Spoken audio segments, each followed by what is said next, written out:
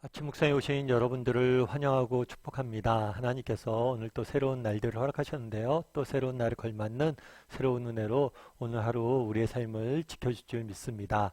오늘은 교회가 말하기 시작하다라는 제목을 가지고 사도행전 2장 25절부터 42절까지 말씀을 좀 더 살펴봤으면 좋겠습니다. 먼저 37절과 38절 말씀 같이 한번 읽어볼까요?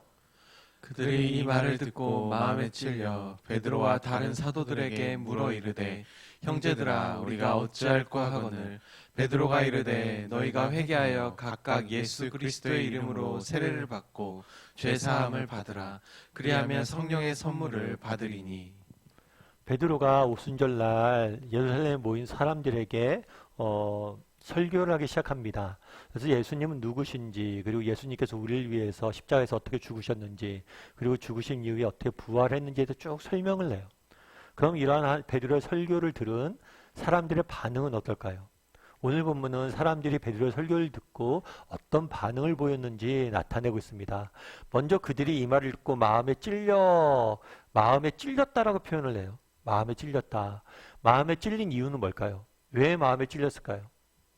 그들이 예수를 십자가에 못 박았잖아요. 너희가 죽인 이 사람이라고 표현했잖아요. 자신들이 예수님을 십자가에 못 박았고 그것을 묵인을 했고 또 그것을 지켜봤잖아요. 그러니까 마음에 찔리는 거죠.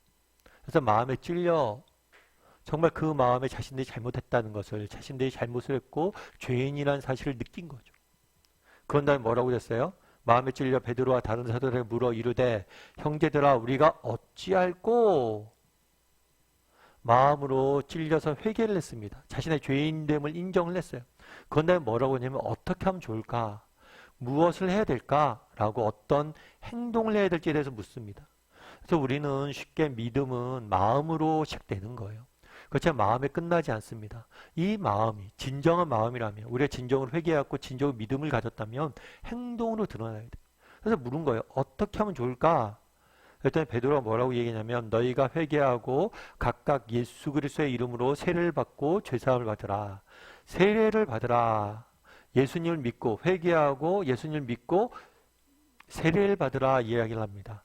사실 우리는 예수님을 믿으면 세례를 받아요. 그래서 이 세례를 받으란 말이 자연스럽게 다가올 수 있습니다.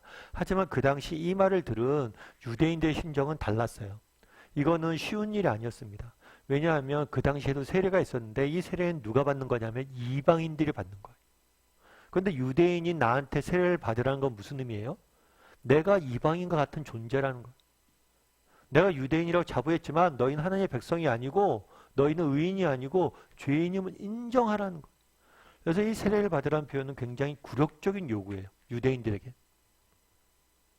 그런데 그 당시 예루살렘에 모였던 사람들은 진심으로 회개하고 세례를 받습니다.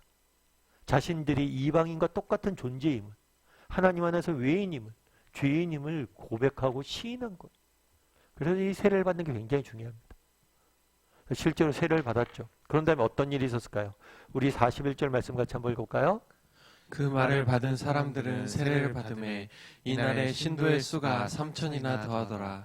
그들이 사도의 가르침을 받아 서로 교제하고 떡을 떼며 오로지 기도하기를 힘쓰니라. 예. 그날에 세례를 받은 사람이 그날에만 3천 명이라고 얘기했어요. 엄청난 숫자가 회개하고 돌아온 거예요. 특별히 앞서 얘기했지만 이 세례라는 것은, 유대인들이 세례를 받는다는 것은 자신들이 이방인 같은 존재임을 인정하는 거예요. 그만큼 자신들이 죄인이었음을 인정한 거죠. 그런 다음에 어떤 일이 있었다고 그랬어요? 그들이 사도들의 가르침을 받아 하나님의 말씀을 배운 거죠. 어쩌면 이거는 당연한 일이에요. 왜냐하면 여러분 누군가를 사랑해 보십시오. 그 사람에 대해서 알고 싶지 않습니까? 당연히 알고 싶죠. 정말 하나님을 믿고 예수님을 믿는다면 당연히 뭐예요? 하나님에 대해서, 예수님에 대해서 알고 싶은 욕망이 생겨야 정상이에요. 그래서 이 사람들이 예수님을 믿자마자 제일 처음에 나타나는 현상은 뭐였어요? 하나님에 대해서 알고 싶고 예수님에 대해서 알고 싶고 배운 거예요. 그래서 교회의 가장 중요한 특징은 뭐냐면 배우는 거예요. 배우는 거. 알아야 되잖아요. 하나님이 누군지 예수님이 어떤지. 그럼 우리는 어떨까요? 우리에게도 이런 욕망들이 있습니까? 이런 열방들이 있어요? 정말 하나님을 알고 싶다, 배우고 싶다, 정말 좀 더 내가 배우고 싶다, 이런 마음들이 있어요? 정말 우리 중에 오랫동안 신앙생활 하신 분들이 있을 수 있어요. 그래서 정말 나는 어려서부터 하나님에 대해서 예수님에 대해서 많이 들어왔다라고 생각할 수 있는 분들도 있겠죠. 그럼에도 불구하고 여전히 배우고 싶고 알고 싶은 마음들이 있냐는 거. 성경에 등장하는 인물들은 한결같아요. 정말 하나님 앞에 쓰임받았던 인물들. 그 사람들의 공통된 특징은 뭐냐면 하나님에 대해서 알고 싶어하는 거예요. 배우려고 노력한다는 점. 우리도 이런 사람들이 되었으면 좋겠어요. 정말 그날 초대교회 성도들이 그랬던 것처럼 그들이 하나님에 대해서 배우고 알기 위해서 노력했던 것처럼 우리도 날마다 하나님 앞에 나아가 하나님을 배우고 아는 사람들이 되었으면 좋겠어요. 뿐만 아니라 뭐예요? 서로 교제하며 이것도 어쩌면 자연스러운 일이겠죠. 우리가 어떤 사람을 사랑해 보십시오. 그 사람을 사랑한다면 우리는 그 사람을 닮아가게 되어 있어요. 어떤 사람을 존경해 보십시오. 그럼 그 사람처럼 되고 싶잖아요. 저도 예전에 옥하는 목사님 모시고 사역을 했는데 옥 목사님 존경해요. 그럼 나도 옥 목사님처럼 되고 싶다 이런 마음이 들잖아요. 정말 하나님 사랑이시라고 얘기하는 하나님. 사랑이신 하나님을 우리가 안다면 그 사랑을 안다면 뭐예요? 자연스럽게 하나님을 닮아가고 싶은 거예요. 사랑이신 하나님을 닮아서 서로 사랑하고 서로 섬기고 싶어하는 마음이 자연스러운 일이겠죠. 그런데 뭐라고 했어요? 떡을 떼며 오로지 기도에 힘쓰다. 이 떡을 뗀다는 건 성만찬을 의미해요. 교회에 나가서 예배했다는 거.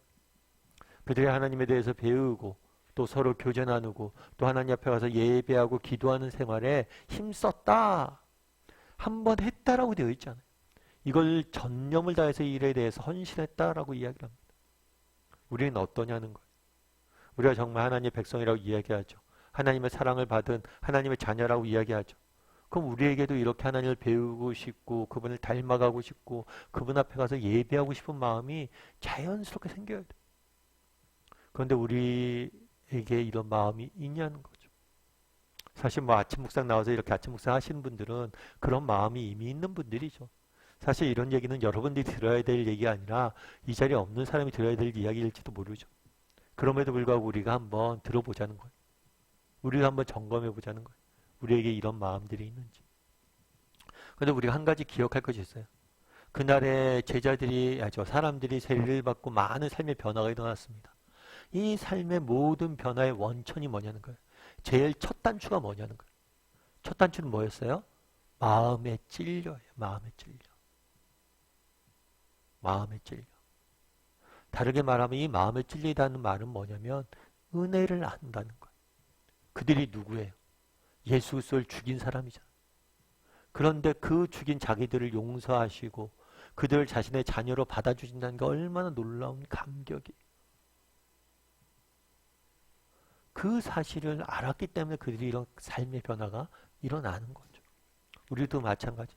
우리의 정말 마음속 깊숙한 곳에 마음의 찔림이 있는지, 정말 내가 예수를 믿는다는 거 얼마나 큰 복이고 은혜이고 축복이라는 사실을 알고 있는지, 이게 정말 중요하다는 거.